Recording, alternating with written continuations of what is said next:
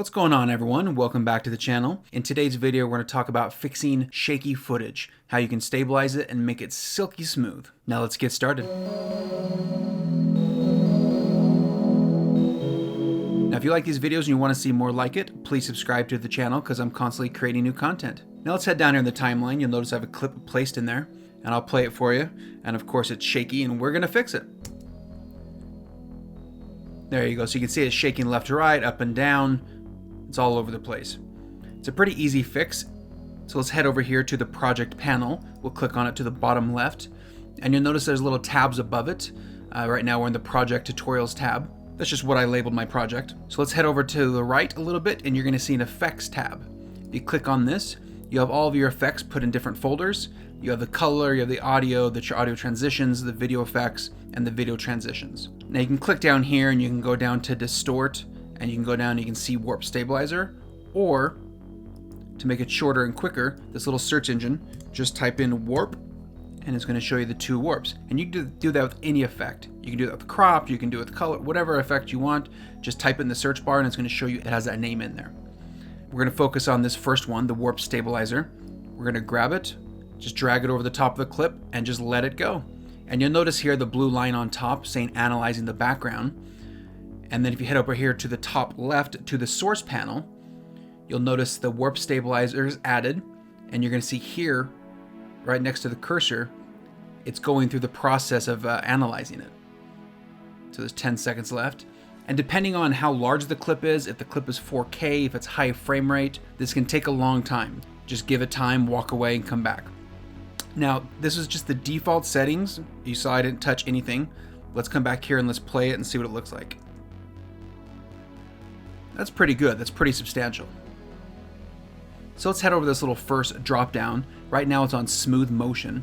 Now if we clip no motion, it's going to change it and do a little adjustment. And you're going to see it's like it's on a tripod. So now I'll click play. You notice it doesn't move at all. So if you're wanting to give the effect that it's on a tripod that's nice and steady, click that no motion. But most of the time it's kind of a pan or you're walking behind someone. So you still want that movement, you just don't want it to be shaky. So I'm going to go back to smooth motion and you'll see it'll readjust and we'll go back here. So you'll see here there's kind of a normal handheld movement, it's just not shaky. So that's generally what I keep it on, is smooth motion. Now in smoothness, the one underneath it right here, I do usually lower that. It'll just quickly stabilize it. You notice here, there's a little bit more free movement. But you can play around, it's all preference. So let's just head down here to the method. You'll notice on Subspace Warp is the default. That's most of the time, that's the one I use that works. Every once in a while, if you have a clip with a lot of movement, the background gets kind of funky, or the way it stabilizes it just throws off different angles. So you can kind of play with the different things in here and just see if it maybe will work better for you. Now down here to the framing, the stabilize, crop, and auto scale, that is default, and that's what I leave it on every single time. But you can see if you want to do stabilize only. Well, let's catch up. And now you notice when we play it here, you'll notice in the top right hand side, it's peeling back the edges.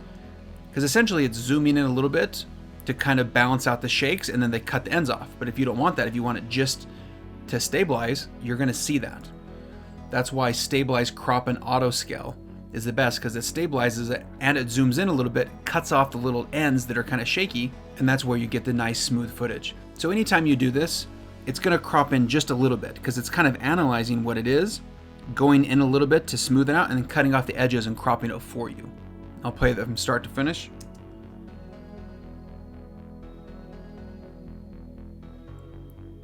It's a really big difference. Now if you want to see the comparison, up here on the top next to the name, the effects button, if you just click it, it'll turn it off. And let's see the original. Now that's without the Warp Stabilizer on. Now let's go back one more time and let's click it on.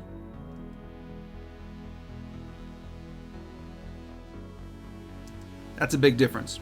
Like I said, you can play with all the settings and what works for you, but traditionally the default settings, I usually don't touch any of them. The only thing I will touch is this smoothness here. I'll kind of play with that to have it a little bit looser. Anyway, I hope this video helped. And if you like this video, please give it a thumbs up for the YouTube algorithm. And like I said, if you want to see more videos like this, please subscribe to my channel because I'm constantly creating new content. That being said, enjoy the rest of your day. Later!